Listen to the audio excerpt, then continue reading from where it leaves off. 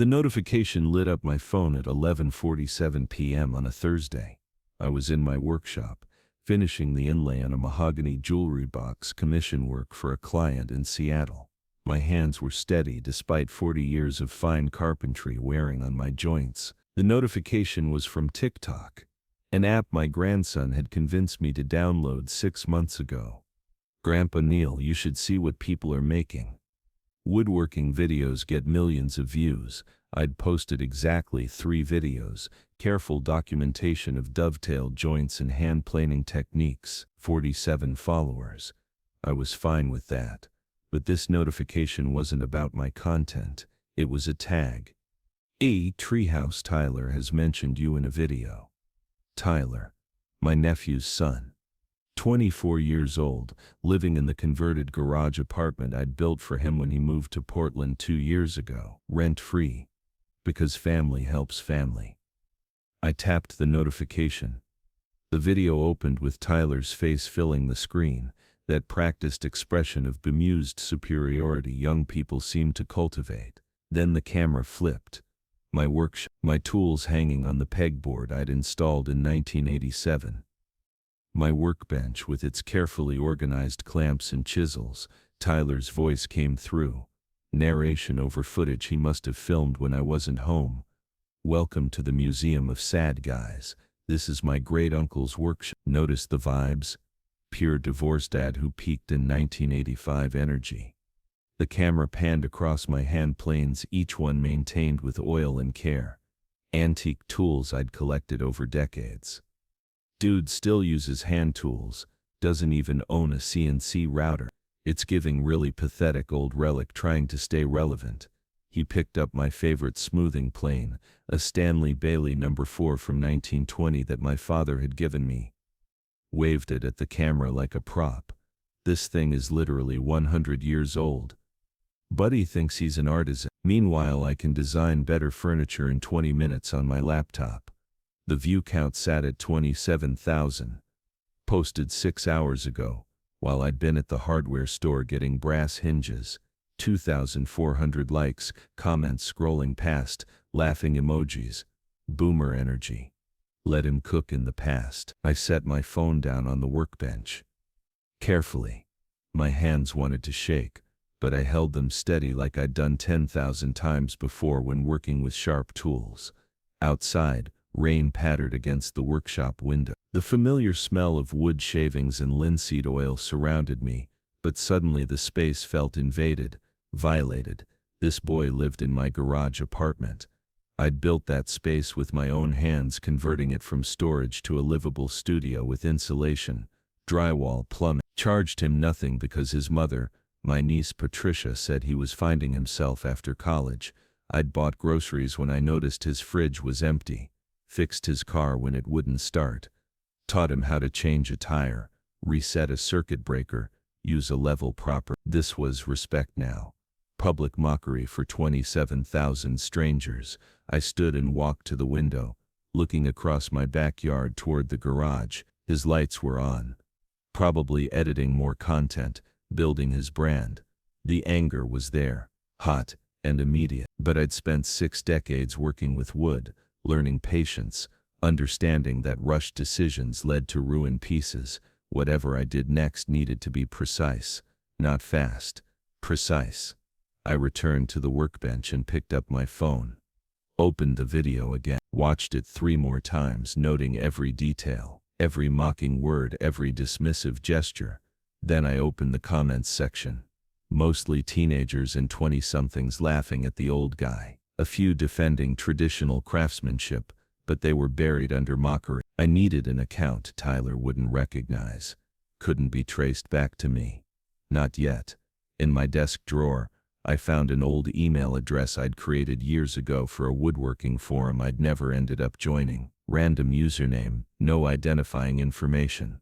I created a new TikTok account, blank profile, no photo, no followers, perfect anonymity. I navigated back to Tyler's video and tapped the comment box. My thumbs moved slowly across the screen, each word chosen with the same care I'd use selecting wood for a delicate inlay. I typed, "Ask him about the 8." That was all. 7 words, No explanation. No context. But Tyler would know. I pressed post and watched the comment appear at the bottom of the thread, where it would sit until he scrolled through, which he would. Content creators always check their comments. I closed the app, pocketed my phone, and returned to the jewelry box. The inlay still needed finishing. Work didn't stop because people disappointed you. But as I worked the tiny pieces of contrasting wood into place, I allowed myself a small smile. Let him find it. Let him wonder who knew. Let him spend his night looking over his shoulder, trying to figure out who'd discovered what he'd done. The $8,500 he'd stolen from my business account 3 months ago, thinking I was too old, too trusting, too technologically incompetent to note. He had no idea I'd been documenting everything since the day I'd found the discrepancy. Tomorrow, Tyler would start to understand what happened when you underestimated someone just because they preferred hand planes to CNC routers. Tomorrow, the real work would begin. I woke at 5:30 a.m., same as every morning for the past 40 years. Old habits from running a custom furniture business. Clients expected their pieces on time, and mornings were for the detail work when your hands were steadiest. The house was quiet. I made coffee in the French press, no shortcuts, and sat at my kitchen table with a newspaper. Through the window I could see the garage apartment across the yard. Tyler's lights were still on. He'd been up all night. Good. My phone sat beside my coffee mug. I hadn't checked it since posting that comment. Patience. Let him sweat. Around 7 hours I heard his door open, footsteps on the gravel path connecting the apartment to my back door, then knocking, urgent and arrhythmic. I took my time standing, carried my coffee to the door, opened it calmly. Tyler stood there in yesterday's clothes, face pale, eyes red-rimmed. His phone was clutched in his hand like a weapon or a shield. "Morning, Tyler. You look rough. Who did you tell?" The words came out fast, defensive. About anything. Tell who about what? I sipped my coffee, kept my expression neutral. Someone commented on my video. About money. He stopped, realizing he was about to admit something. I waited. Silence was a tool, same as a chisel. Knowing when to use it mattered. "I don't know what they're talking about," he finished weakly. "Then why are you here at 7 a.m.? I leaned against the doorframe. "If you don't know what they're talking about, why does it matter? It's just people are asking questions now. In the comment, and I thought maybe you said something to someone." "I don't know what you're talking about, Tyler. I don't even have TikTok." The lie came out smooth as finished maple. "Maybe you should be more careful about what you post online. Words have consequences." His jaw tightened. "Right. Yeah, sorry for bothering you." "No bother." "But Tyler?" I caught his arm gently as he turned. "That video you made.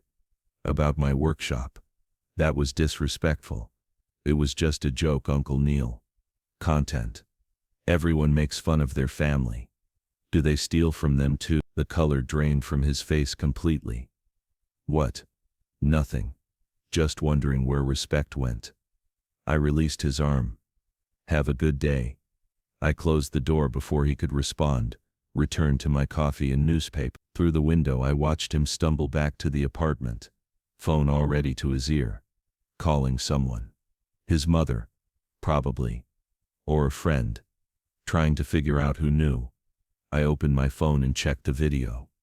The comment now had 340 likes.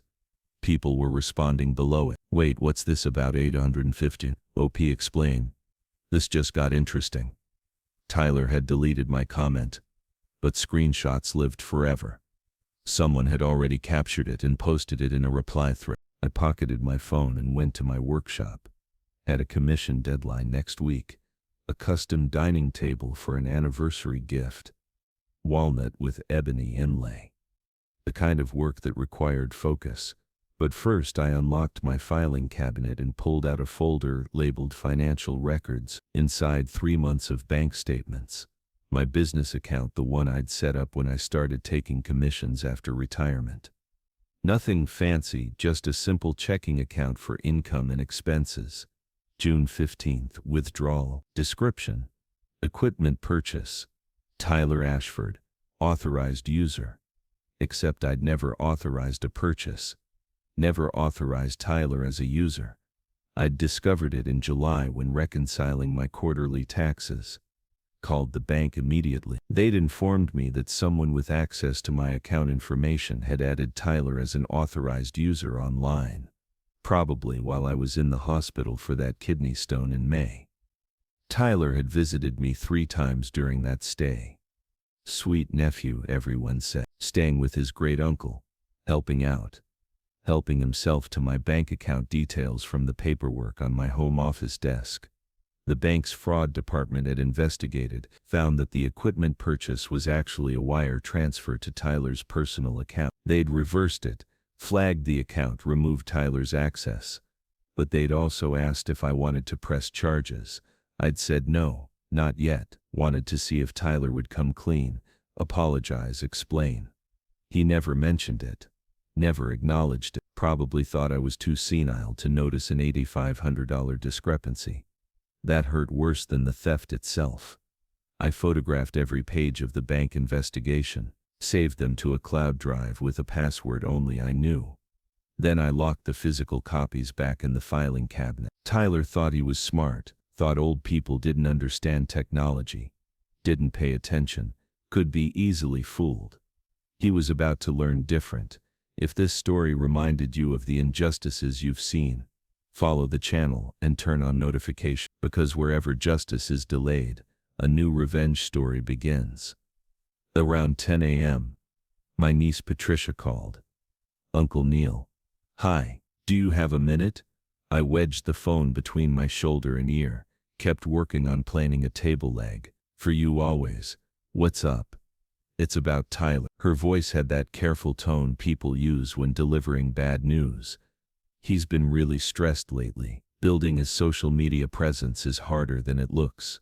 I'm sure it is. He mentioned you two had a little misunderstanding this morning. Did he? Not a question. He feels terrible about that video. He was just trying to be funny. You know how kids are today. Everything's content. I set down my plane. Gave her my full attention. Patricia. He filmed my workshop without permission. Called me pathetic, made fun of tools your grandfather gave me. That's not content. That's cruelty. I know, and he knows it was wrong. He's going to apologize properly. He's just going through a lot right now. What's he going through? A pause. Money troubles. His influencer thing isn't paying yet. He's been trying to figure out how to make rent. He doesn't pay rent. He lives in my garage for free. Right. But he feels bad about that. Feels like he should be contributing. It's weighing on him. I almost laughed. Weighing on him. The boy who'd stolen $8,500 felt bad about free rent. Patricia, I need to ask you something. And I need you to be honest. Of course. Did Tyler tell you about any financial issues between us? Silence. Long enough that I knew the answer. What kind of issues? Her voice had changed. Cautious now. Never mind. I'll talk to him directly. Uncle Neil, please don't be too hard on him. He's made mistakes. But he's trying. And he's family. Family, I repeated. Right. Thanks for calling, Patricia. I ended the call before she could press further. So she knew. Maybe not everything, but enough to run interference. Probably. Tyler had spun some story about borrowing money that I'd forgotten about me being confused, making accusations, setting up the narrative, making me the unreliable narrator of my own life. I returned to my work, hands moving through familiar motions, plane, measure, check for square, repeat. The wood revealed itself slowly, its grain and character emerging with each pass of the blade. Tyler thought he was playing chess while I fumbled with checkers. He was wrong. I'd been building things, furniture, businesses, relationships since before he was born. Knew how foundations worked, how structures held or failed, how weight distributed through joints. Right now I was building a case, methodically, carefully, each piece fitting into the next with the precision of a dovetail joint. And when it was complete, when every piece was in place, the whole structure would hold. Tyler's world would collapse. That evening, around 6 p.m., my phone buzzed with another notification. Tyler had posted a new video. I almost didn't watch it. Almost. But you had to know your opponent's moves. The video opened with Tyler sitting in his apartment, looking sincere and vulnerable. That practiced authenticity influencers cultivated. Hey guys, I need to address something. That video I made about my uncle, I was wrong. I was trying to be funny and edgy, and I crossed a line. He paused, ran his hand through his hair.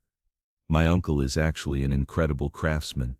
He's been making furniture for 40 years. He's forgotten more about woodworking than I'll ever know. Comments rolled in.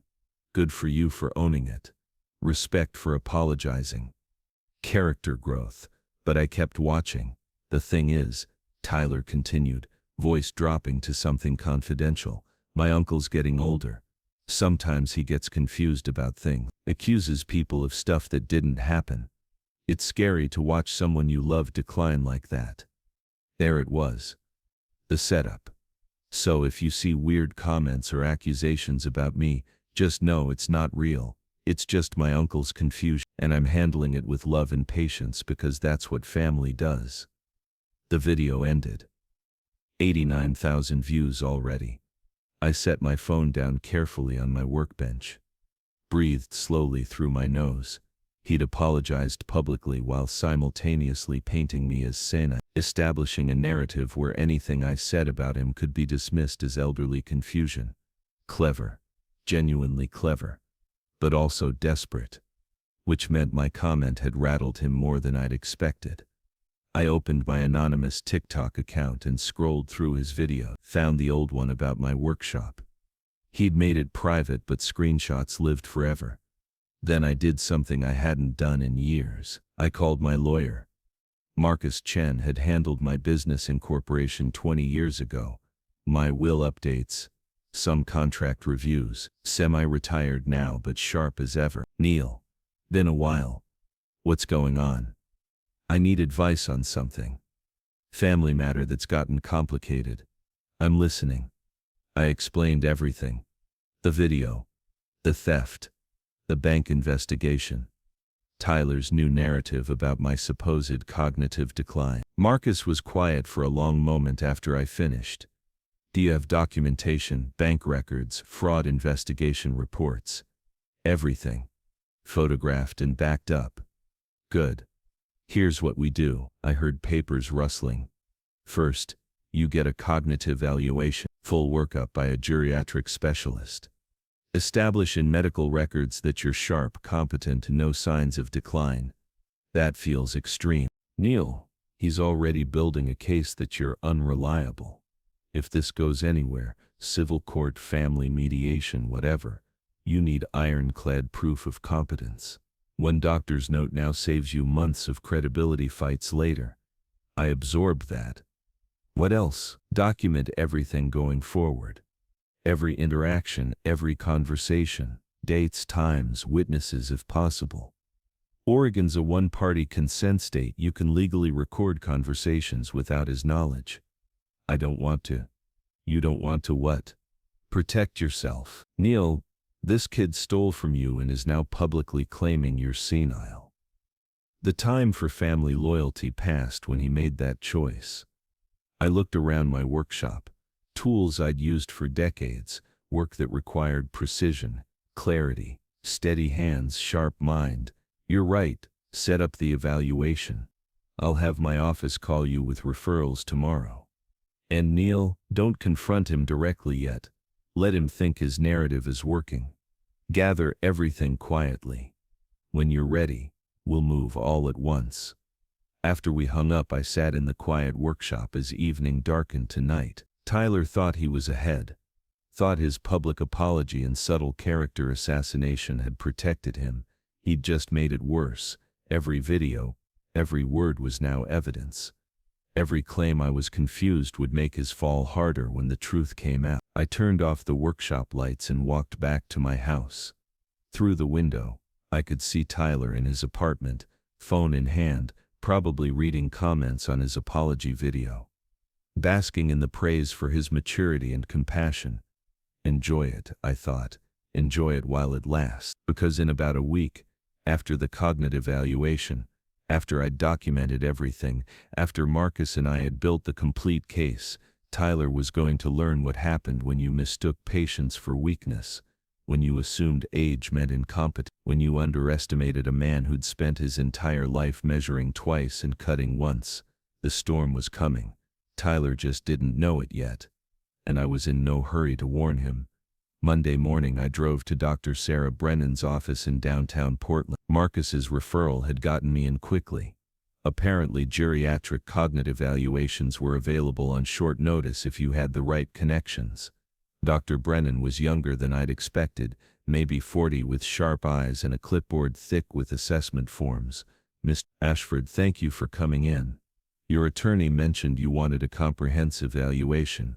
Can you tell me why? I explained the situation without embellishment, the theft, the videos, Tyler's narrative about my supposed decline. She listened carefully, making note. And you want documentation establishing your cognitive baseline? I want proof I'm not the confused old man he's claiming I am. Then let's get started. The evaluation lasted 3 hours. Memory tests, problem-solving exercises, spatial reasoning tasks. She asked me to recall word lists, draw clock faces, explain proverbs, solve arithmetic problems without paper. I'd been nervous initially, but the work was straightforward. Building furniture required spatial reasoning, measurement precision, problem-solving under constraint. My mind had stayed sharp through constant use. What would you do at this point? Write it in the comments. Your thoughts are as important as the story itself. When she finally set down her pen, Dr. Brennan smiled slightly. Mr. Ashford, you scored in the 96th percentile for your age group. Your memory is excellent. Executive function is sharp. Processing speed is above average even compared to people 20 years younger. Relief flooded through me. So you're not declining. You're not confused. Cognitively, you're in remarkable shape. She wrote something on her prescription pad. I'll have a full report ready by Friday. Detailed assessment, comparison to age norms, clinical observations. It'll be thorough. Thank you. Mr. Ashford? She looked up. Whatever's happening with your nephew, you're handling it exactly right. Getting documentation before accusations escalate. I see too many older adults who wait until they're already defending themselves. You're being smart. I drove home feeling something I hadn't felt in days. Certainty. Tyler could claim whatever he wanted. I had medical proof he was lying. Wednesday afternoon, Tyler knocked on my door again. I'd been expecting that. The apology video had bought him some time, but the question about $8,500 was still circulating in comment threads. Uncle Neil, can we talk? Of course, come in. We sat in my living room, the space between us careful and measured. Tyler looked tired, stressed lines around his eyes that hadn't been there a month ago. I owe you a real apology, not just online but here, face to face. He leaned forward, elbows on his knees. That video was disrespect. You've been nothing but generous to me, and I repaid that by mocking you. I'm sorry. I appreciate that. And I want to explain something. His voice dropped, confidential. I've been struggling. The influencer thing isn't making money. I've got credit card debt from equipment, from trying to build the brand. I'm drowning. I stayed silent, waiting. I know you think I took money from you. But Uncle Neil, you gave me that money. Back in May when you were in the hospital, you said I could use your account for an emergency purchase if I needed to. My expression didn't change, did I? You were on pain medication. You might not remember clearly, but you did, I swear. What was the emergency? Camera equipment, for the channel. You said you wanted to help me succeed. I nodded slowly. Tyler, I'm 66, not 96. My memory is fine. I never gave you permission to access that account. You did. You just don't remember. No, I don't remember because it never happened. His face hardened slightly. Uncle Neil, I don't want to argue about this, but maybe you should see a doctor. Memory issues are serious at your age. There it was, the accusation wrapped in fake concern. I stood, walked to my bookshelf, and pulled down a folder I'd positioned there deliberately. Opened it to show him bank statements with the fraudulent transaction highlighted. I already saw a doctor, Tyler. Full cognitive evaluation. Scored in the 96th percentile. My memory is perfect. I met his eyes.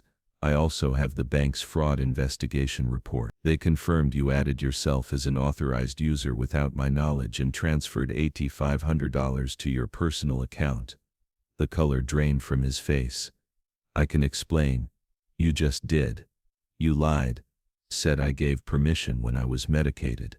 Claimed I don't remember, but I remember everything, Tyler. Including you visiting me 3 times in the hospital. Including paperwork sitting on my desk at home during that time. This is a misunderstanding. No. This is theft. The bank classified it as fraud. They asked if I wanted to press charges. I said not yet. Not yet? His voice cracked slightly. I wanted to give you a chance to come clean, to apologize, to pay it back. I closed the folder. Instead, you made videos mocking me. Then videos claiming I'm confused. Building a narrative to protect yourself. He stood abruptly. You can't prove anything. I can prove everything. Medical records showing I'm competent. Bank records showing the fraud. Screenshots of every video you've posted. It's all documented, Tyler. Every single piece. You're bluffing. Try me. We stared at each other across my living room. My father's clock ticked on the mantel. Outside, a car passed. Tyler broke first. What do you want? I want you out of my garage apartment by Friday. I want a written confession of the theft, and a repayment plan. And I want you to post a video admitting you lied about me being confused. That'll destroy my credibility. I'll lose followers. You stole from me. You publicly humiliated me. You tried to convince people I'm senile. Your credibility should be destroyed. I'll fight this. I'll tell everyone you're a vindictive old man trying to ruin me because I hurt your feelings with a joke.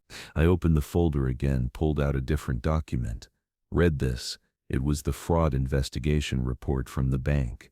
Official letterhead, detailed findings, confirmation of unauthorized access. Tyler read it, his hands shaking slightly. That's one copy. I have 5 more. One with my attorney. One with my accountant, one in my safe deposit box, one encrypted online, one with a friend.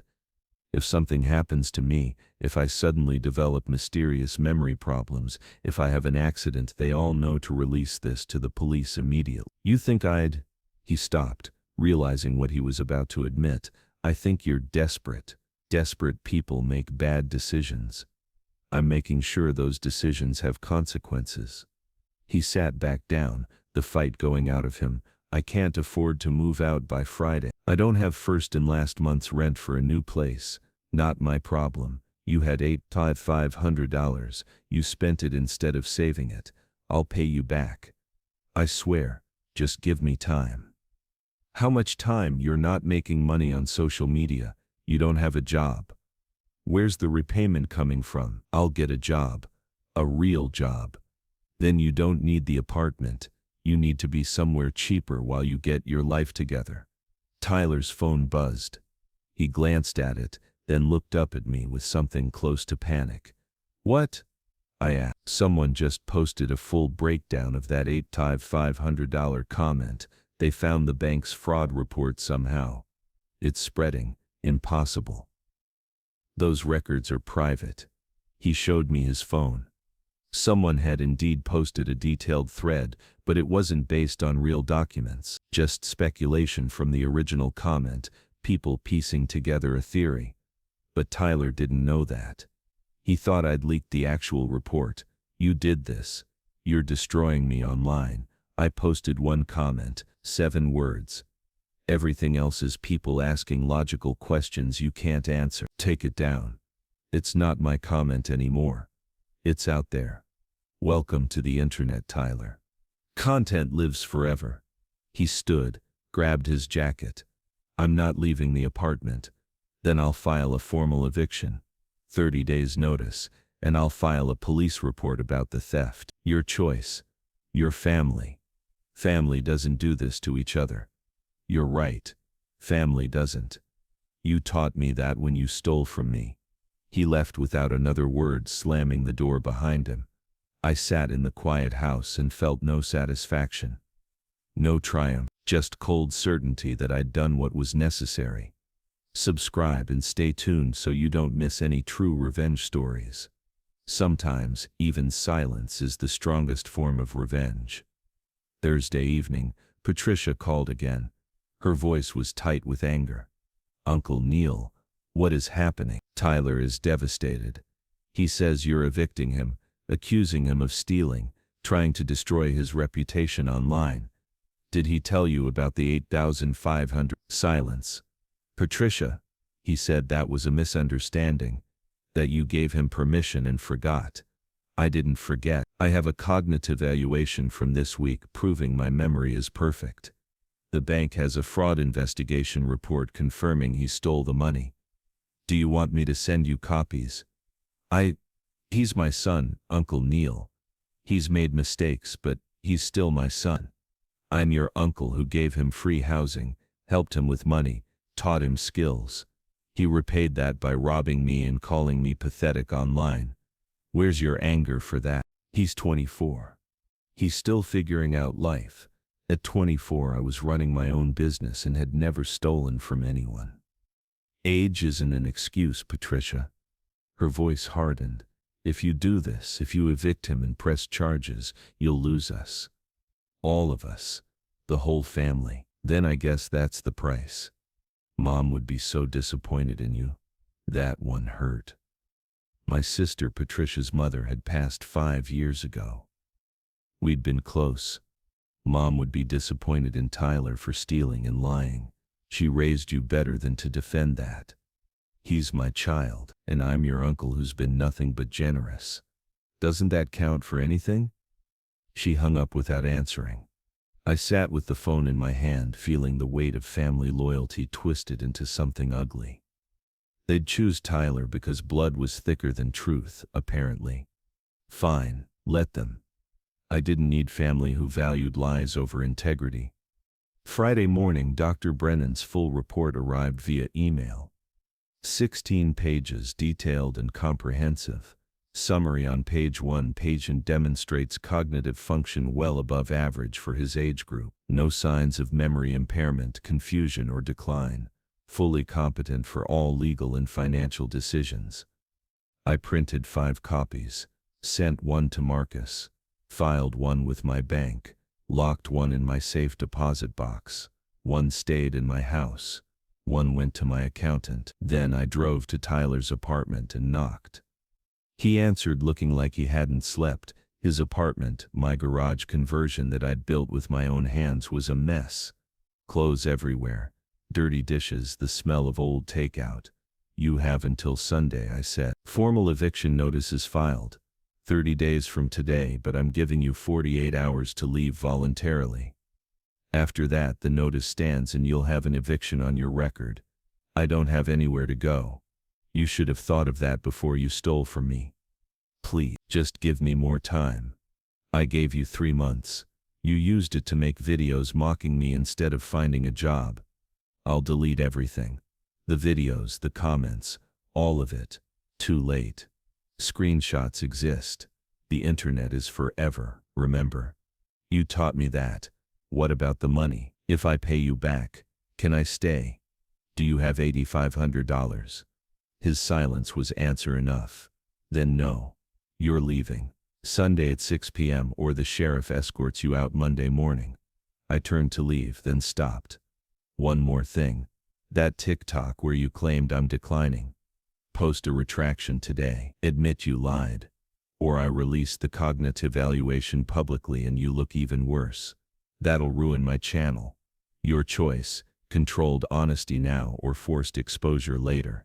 I walked back to my house and didn't look back. Saturday morning, Tyler posted a new video. I watched it once carefully. He sat in the garage apartment, looking genuinely remorseful this time. Or maybe just defeated. I need to be honest about something. A few days ago, I posted a video claiming my uncle was experiencing cognitive decline. That was a lie. I said it to protect myself because I made a serious mistake and got caught. He paused, visibly uncomfortable. I took money from my uncle without permission.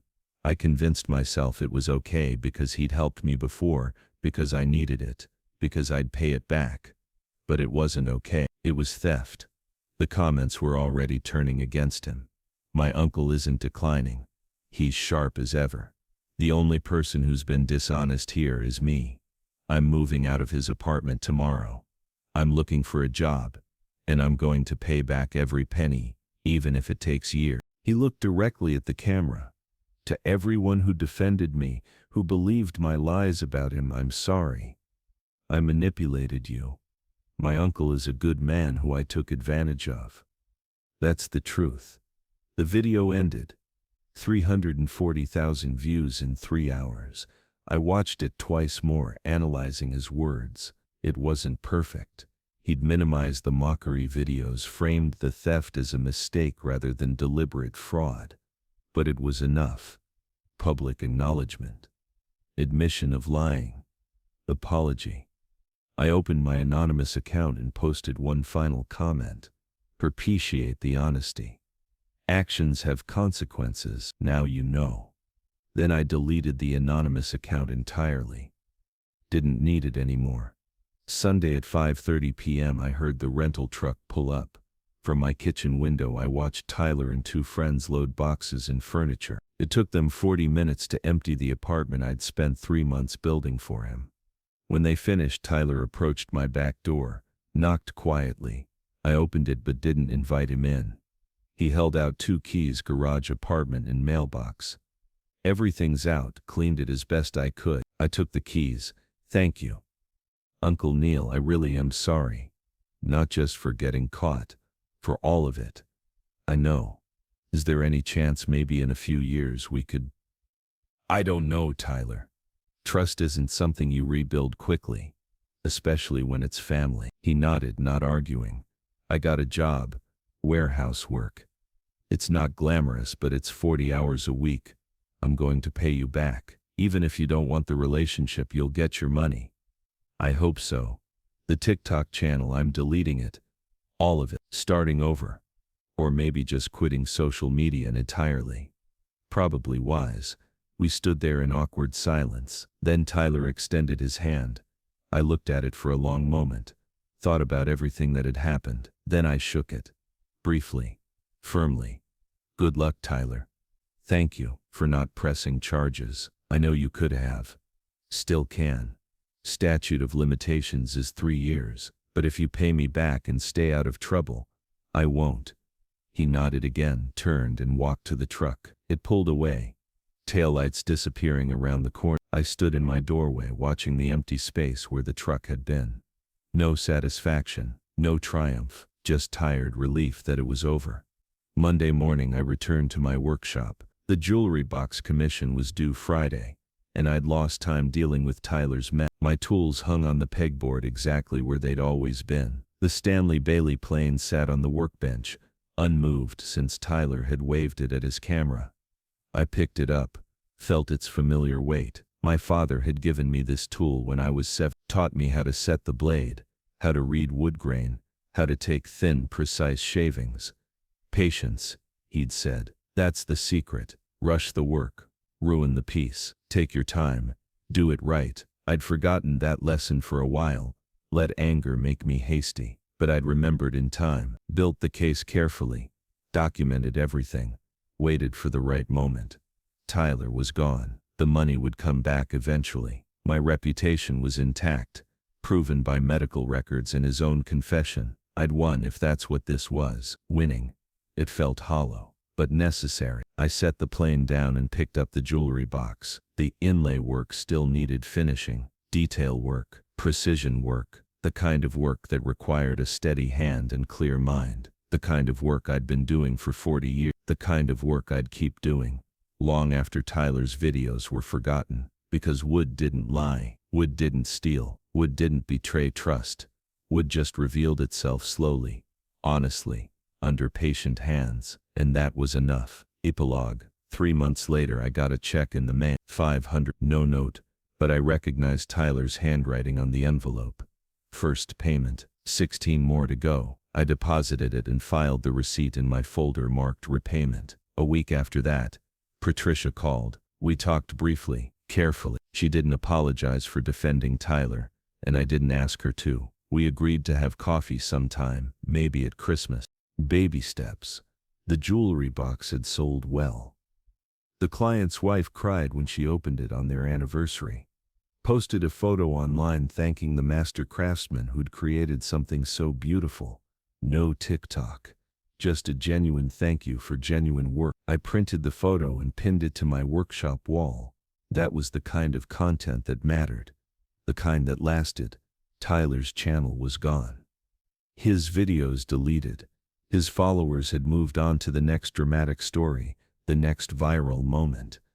But my work remained. Tools that would outlast trends. Skills that couldn't be mocked away. A reputation built over decades, not destroyed by one punk kid with a phone camera. On quiet evenings, I still worked in the shop. Hand planes and chisels, oil lamps and wood shavings, the smell of sawdust, and the sound of steel on wood. No cameras, no audience, just the work itself, the way it had always been, the way it should be. And if occasionally I checked to see if Tyler had posted anything new, he hadn't. That was just due diligence, making sure the threat stayed gone. Not obsession, just caution. The kind of careful attention that kept joints tight and measurements true.